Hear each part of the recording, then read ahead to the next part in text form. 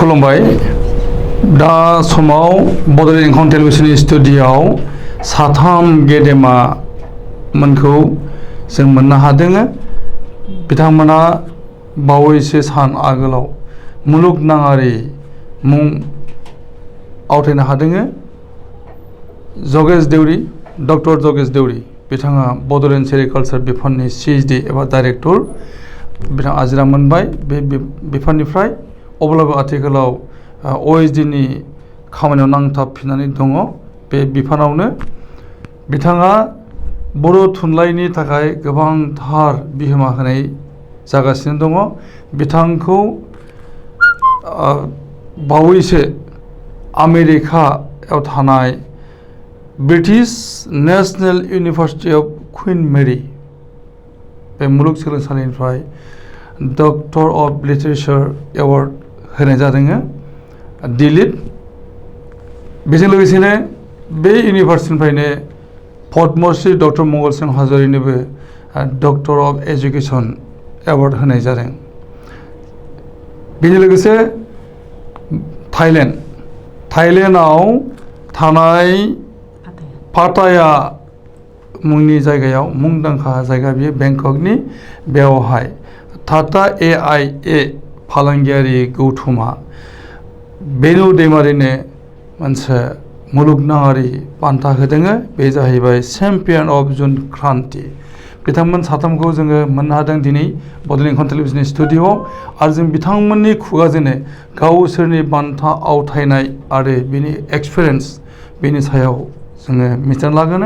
गिबियावनो डक्टर जगेश देउरी बिथांखौ जों मिथिना लायो। खुलुमबाय नोंथांखौ। खुलुमबाय। आङो खुलुमग्रोबाय। आं डक्टर जगेश देउरी बिथाङा बुंनाय बायदि आं सेरिकालचार बिफानाव PhD काम डाइरेक्टर हिसाबै दंमोन। आजिरा मोनबाय। दाबो OSD हिसाबैनो दंफिनो बे सेरिकालचारावनो। ओमफ्राय आं जोबोद गोजोननाय मोन्दों दिनै बेवहाय इंखंनि स्टुडिय'आव नुजाथिफैनो हानायनि थाखाय आरो रायजोनि सिगाङाव आंनि मोनथायखौ आरो आंनि गोसोनि मोनथायखौ बुंफोरनो मोननायनि खाबु होनायनि थाखाय गिबियावनो आं आंनिफ्राय साबायखर बावहरग्रोनाय जाबाय इंखंनिसिम। आं बुंनो थाङोब्ला बे आंनि थाखाय बिराद माखौ मा बुंनो प्रेस्टिजियास मोनसे डिग्री। आं सानाखैमोन एसेबां जोंसो थांनो हागोन बिदिहाय आरोखि। आं डक्टरेट आंनि PhD लानायाबो आंनि साख्रि जोबथारनोसै बिदि समावसो आं लानो हादों आरो बेबो आंनि सेरिकालचारनि सायावनो। आरो दा जिथु डक्टर अफ लिटारेचार बे DLit बे British national university of Queen Mary आमेरिकानिफ्राय इउनाइटेड स्टेट्स अफ आमेरिकानिफ्राय मोननो हानाय बेखौ आं जोबोद गोजोननाय मोन्दों। मोनसे आंहा आफस'स थालांदों बे एवार्डखौ आं थारमाने दिल्लीयाव जिथु सेलेब्रेसन खालामदोंमोन बेवहाय रिसिभ खालामनो हायाखिसै। बे समाव आं आमेरिकायावनो दंहैखायोमोन। आं थांनाय 30 आगस्टआव जेब्ला बे माबाखौ डिग्रीखौ राननाय जादोंमोन बेयाव आं थांनो बाहागो मोननो हायाखै। खिन्थु आं जिहेतु थांनो हायाखिसै नालाय रिकुवेस्ट खालामहरनायसै नोंथांमोना बेखौ बाय पस्ट हरनांगौ बिदिहाय होननानै। आरो बिथांमोना गमामायैनो रेसपन्ड खालामनानै नै दिनै जों जिथु ग्रेजुएसन डे बा दिनै कनभकेसनाव जेखौ गाननाय बे गाननायजों लोगोसे सार्टिफिकेट गासैखौबो हरनायनि थाखाय आं आरो बांसिनद्राय गोजोननाय मोन्दों। बेखौ गोजोननाय मोन्दों।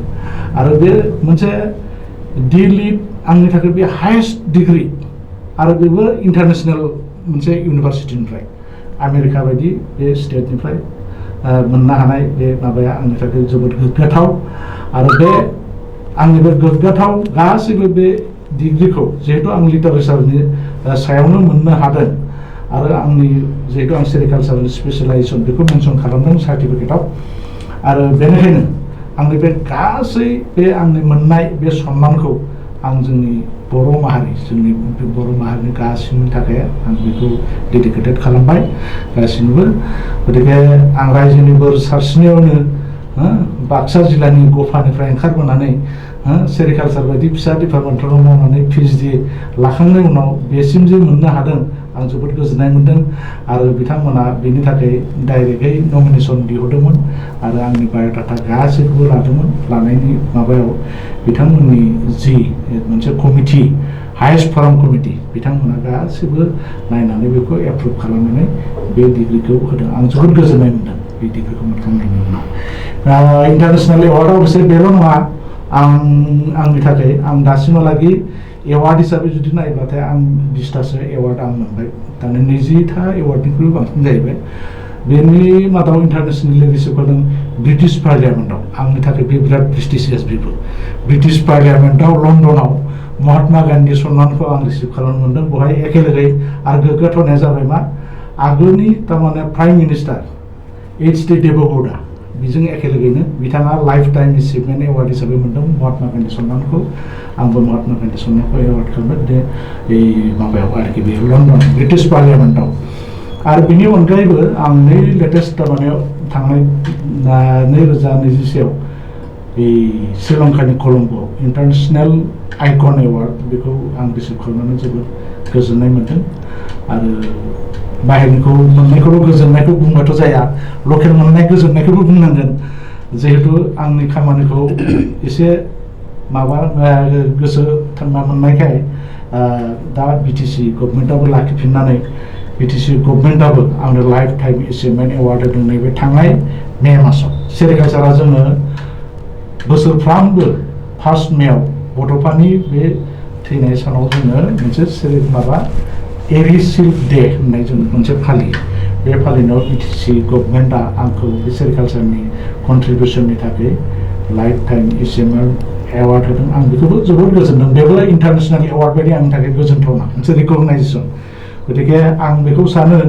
रायजोनि बोर सारस्रिनाय रायजोनि जिखिनि एनकारेजमेन्ट बेखौ लानानै एसे कन्ट्रिबिउसन रायजोनो बा समाजनो कन्ट्रिबिउसन होनो हानायनि थाखाय रिकगनाइजेसन मोनदों होननानै आं गोजोननाय मोनो आरो बे आं मोननाय बाहागोखौ गासिबो माहारिनि आङो राननानै होनो थाखाय आं दिनैनो फोसावबाय गोजोन्थों गोजोननाय फैयो नोंथांनो नोंथांनि बे एचिभमेन्टनि थाखाय बर' हारिया थारैनो जोबोद गोग्गानाय लादों आरो बड'लेण्ड टेलिभिजननिफ्राय नोंथांनो मोनसे रोजा रोजा हामबाय होबाय दा जों फैनि पद्मश्री डक्टर मंगल सिं हाज'रि बिथांनो बे मोनसे इउनिभारसिटियानो मोनसे समावनो डक्टर अफ एजुकेसन एवार्डखौ होनाय जादों जों बिथांनिसिम गावनि रिएक्सन एबा रोंमोनथाय आरो बिनि एक्सपिरियेन्स बेखौ जोङो लानि पद्मश्री डक्टर मंगल सिं हाज'रि British national university of queen मेरी इउनाइटेड स्टेट्स अफ आमेरिका बे फसंथाननिफ्राय आंनो डक्टर अफ एडुकेसन जा एवार्ड होदों बा डिग्री होदों बेनि थाखाय बिथांमोननिसिम आंनि गोरबो सिंनि साबायखर बावो आरो जोंनि खोनासंगिरि रायजो राजा बयनिसिमबो आंनि गोरबो सिंनि साबायखर बावनानै आं फंनैसोल' बुंगोन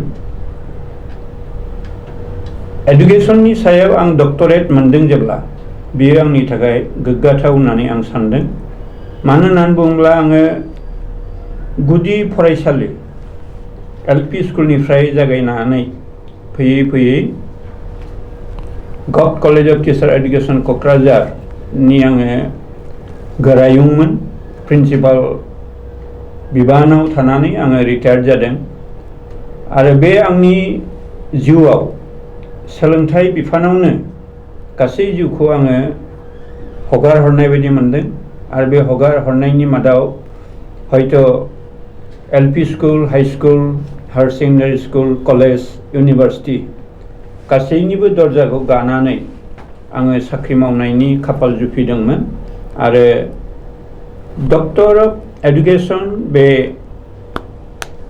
जा बिमुं मोनदों आङो एवार्ड मोनदों बेनि थाखाय आं आफा अबंलावरिनि खाथियाव आंनि गोरबो सिंनि साबायखरखौबो बावबाय आरो बियो आंनि मोनसे लाइफ लं एचिभमेन्ट होननानै आं गावखौनो साननानै लादों लाइफ लं बेबायदिनो माखासे जाय बान्थाफोर मोनदों बेयो नेशनेल इन्टारनेशनेल एवार्ड गोबां दङ आं बेखौ बुंजोबला बेनि मादाव थांनाय बोसोराव 2021 मायथाइयाव पद्मश्री एवार्ड बियो नेशनेल लेभेलनि थिग बे समावनो आं इन्टारनेशनेल लेभेलनि मोनथामसो एवार्ड मोनदोंमोन थांनाय बोसोराव बेफोरखौ आङो मोनफा मोनफा बुंलिया इन्टारनेशनेल एवार्डआ दासिम आंनाव 11 जाबाय नेशनेल आरो इन्टारनेशनेल ज' नांनानै गासै 56 माने आं दा बेबायदि बान्थाखौ मोननानै दं बेफोरखौ आङो पेपार बा बिदिनो टिभि निउसफ्राव बिदिनो फोसावला बायनानै गोजोना नै दिनै बेयाव इंखं पाब्लिकेसननिफ्राय हांख्रायनाय बादियै जोङो नुजाफैनो हानानै बे बाथ्राखौ बुंथिनो मोननानै आं गोजोनदों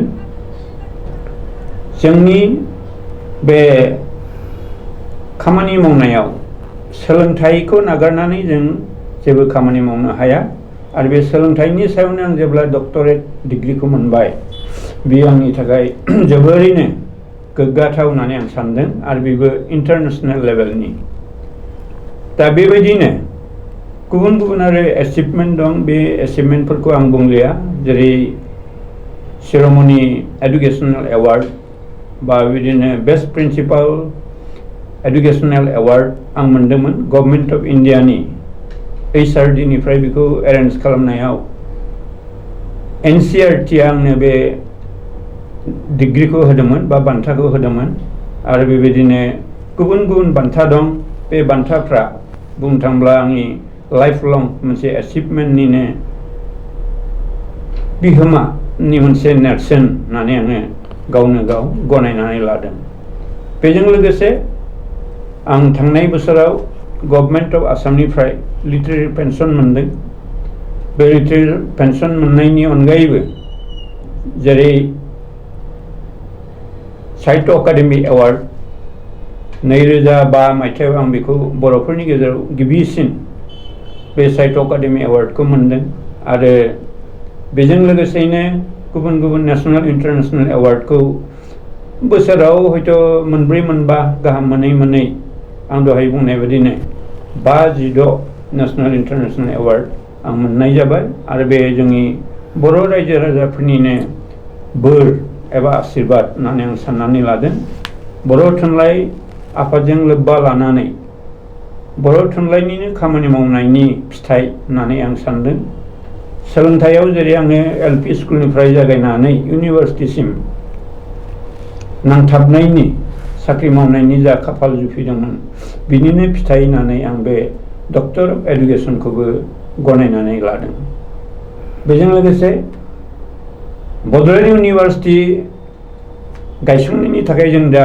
दाबि दावा होदोंमोन आसाम सरकारनि खाथियाव आं बै समनि एडभाइजारि कमिटिनि प्रेसिडेन्टमोन आरो प्रेसिडेन्ट हिसाबै जोङो जेरैबायदि दाबि दावा खालामनांगौ सरकारनि खाथियाव बे बड'ल इउनिभार्सिटियाबो जोंनि खाफाल जुफिनायाव रायजो राजानि अननायाव बा बुंनो थाङोब्ला अबंलावरिनि अननायाव आसाम सरकारनि अननायाव बेबो दिनै फुल प्लेजेड बड'ल इउनिभार्सिटि जाबाय आरो बेबायदिनो बड'ल इउनिभार्सिटि डिब्रुगड़ इउनिभार्सिटि ओजोंहाय कटन कलेजियेट बा कटन इउनिभार्सिटि बा नेहरु बेफोरनि कर्सेस एन्ड सिलेबासनि खामानि बे खामानि मावनायफ्रावबो आङो नांथाबबोनो हादोंमोन UPSCनि कर्स एन्ड सिलेबास दानाय रिभिजन खालामनाय बेफोरबायदि खामानियावबो आं नांथाबबोनो मोनदोंमोन आरो बेखौ आङो सोलोंथाइ बिफाननिनो मोनसे मावनांगौ खामानि बर'फोरनिनो मोनसे मावनांगौ खामानि होननानै आं मावबोदों दा फारि फारि बान्थानि मुंखौ बुङालासेनो आं बेखौनो गोजोननाय फोरमायथिनो सानदों जे बे British national university of Queen Mary United States of आमेरिकानि जा बान्था बे बान्थाया आंनि थाखाय बुंनो थाङोब्ला जोबोरैनो बेसेन गोसा बान्था आरो लाइफ लं मोनसे गोसोआव लाखिथाव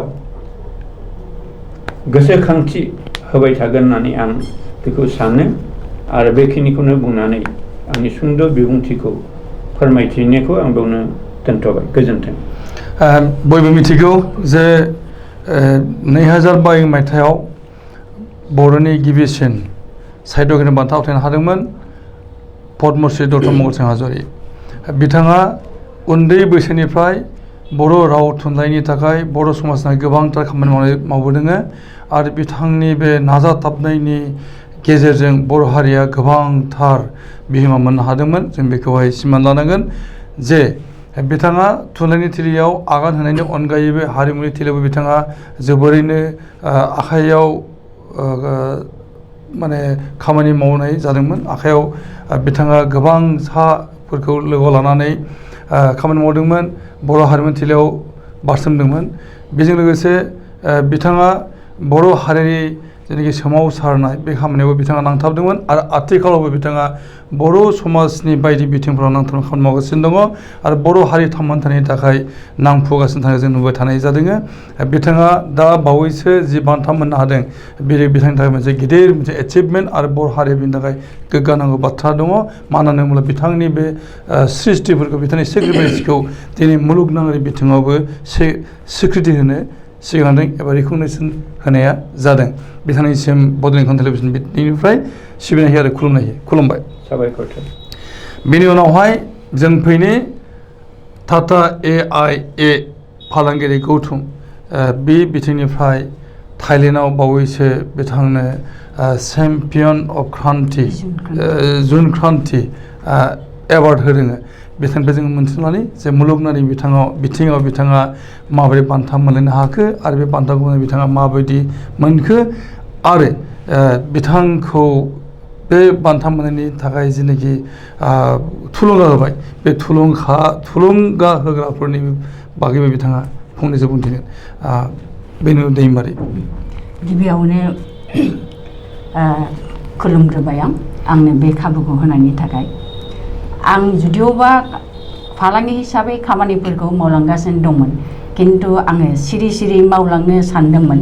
नाथाय थेवब्लाबो दिनै ओंखारबोनानै आंनो बे खाबुखौ मोननायनि थाखाय आं गिबियावनो साबायखर होग्रोबाय।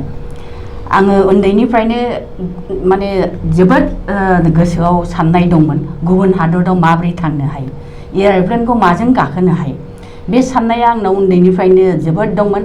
बिनि थाखायनो आं खस्थ' खालामनायनि गेजेरजोंबाबो जोबोद नाजानायनि गेजेरजों आङो गिबियाव मालयेसियावबो बे टाटा AIA लाइफ इन्सुरेन्सनि दारैनो आङो बान्था आवथायनो हादोंमोन 2011 नि जुलाइ दाननि 5 अक्ट'। बेनि उनाव आङो फोरोंगिरि हिसाबै जिहेतु आङो स्कुलाव मावोमोन 40 बोसोर आङो साख्रिखौ 40 बोसोर 6 दान मावनानै आङो आंनि साख्रिनि माबाखौ फोजोबबाय, मावफुंनो हाबाय। बेनि उनाव आरो आङो बावहाय बे फोरोंगिरि जानाय समावबो आङो चिरां जिल्लानिफ्राय माने बेस्ट माने एक्सेलेन्ट आरो डेडिकेटेड सार्भिस हिसाबै आंनो मोनसे बान्था होदोंमोन। बेनि उनाव आं बेबादिनो आंनि मावनायफोरखौ आइजोफोरनि थुलुंगा जाथों नंनानै दिनै आङो रिटायार जानायनि उनावबो माखासे फालांगि महरै खामानि मावनो थाखाय आं आखायाव लादों। आरो नै दाख्लै बावैसो आङो थाइलेण्डनि पाटायायाव माने चेम्पियन्स अफ जुन क्रान्ति 2001 नि मोनसे बान्थाखौ लानानै फैखांबावबाय आरो दंबावो मोननैसो, आं दुबाइयावबो थांबावगोन। बेबादिनो जाहाथे आंनि बे बैसोआवबो आंनि नाजानायखौ नुनानै साफ्रोमबो जाहाथे आइजोफ्राबो मेङा जासानो फालांगियावबो आखाइ होयो। बिनि थाखाय आङो साफ्रोमबो आइजोफोरखौ खावलायदों, माने खस्थ' खालामोब्ला बिनि फिथाइया मोनखागोन आरो बिनि फिथाइया जोबोद गोदै जायो। आरो बिनि गेजेरावबो आं मोनसे बान्था मोनबावदोंमोन। बेयो 2022 नि 24 जानुवारियाव इण्डियान सलिडारिटि काउन्सिलनिफ्राय बेस्ट एडुकेसन रिसार्च स्कलार एवार्डखौबो आं मोननो हादोंमोन। नाथाय आं सिरि सिरि बान्थाफोरखौ लानानै थाबाय थायो, आङो रावनोबो फोरमायनानै मानसिफोरनो मिथिहोनो लुबैयामोन। किन्तु दिनै आङो बाहाय फैनानै आंनि बे जिउआव आं मावनायनि जेनोखि फिथाइ मोनफा मोननै बेखौ खिन्थानानै आं नोंथांमोननि गेजेराव बेखौनो लुबैदों दि जों बयबो बैसोखौ सानाब्लानो खामानि मावनो जाहाथे आइजोफ्रा आवगायलाङो, आं बेखौनो खावलाय। गोजोन्थों। जोबोर मोजां बाथ्रा जे बेनु दैमारि बिथाङा बर' आइजो जानानै फालांगिनि थिलियाव आगान होदों आरो फालांगिनि थिलियाव आगान होनानै बिथाङा माखासे माने बान्था आवथायबाय सिरि सिरि। बिथाङा खसुआव लाखोमागासिनो दङमोन बान्थाखौ, दिनै बड'लेण्ड खौरां टेलिभिजननि गेजेरजों बे बेखेवसारनाय महराव फैबाय। आरो बुंथिनो गोनांदि बेनु दैमारि बिथाङा सासे जोबोद सिनसियार टिचारमोन। बिथाङा टिचार जानाय समावहाय गावनि सोलोंसा एबा फरायसाफोरखौ मोजाङैनो गाइड होदोंमोन। बेनि अनगायैबो बिथाङा दुलाराय बर' आइजो अनसाय आफादनिबो दैदेनगिरि बिबान रुजुनदोंमोन। बेफोर खामानिया बर' रायजो राजानि थाखाय जोबोद बिहोमा मोननाय हाबा जादोंमोन। बिथांनो बड'लेण्ड खौरां टेलिभिजननिफ्राय साबायखर होयो आरो खुलुमदों। दा जोङो जोबनाय फारसे फैदों जे जगेश देउरि, डक्टर जगेश देउरि बिथाङा डक्टर अफ लिटारेचार एवार्ड आवथायनो हादों मुलुगनाङारि बिथिंनिफ्राय। आरो पद्मश्री डक्टर मंगलसिं हाज'वारि बिथाङा डक्टर अफ एजुकेसन बान्था आवथायनो हादों। दा बावैसो बायजो हादराव बे बान्थाखौ मोननायनि खाबु बिथाङा मोनदों। आरो बेनि दैमारि बिथाङा फालांगिनि बिथिङाव टाटा AIA नि बिथिंनिफ्राय इन्टारनेसनेल लेभेलनि बान्था आवथायनो हादों। बिथांमोननि बे बान्था आवथायनायफोरा जोंनि बर' हारिनि इयुननि जोलैफोरनो गोबां थुलुंगा होगोन आरो जौगाफारसे सिगांनो खाबु होगोन बे मिजिंखौ लाबाय। आरो बेखिनि जोंनि बे दान्दिसे सिनायथियारि मोगा मोगिखौ फोजोबबाय। गोजोननाय खुलुमबाय। गोजोन्थों।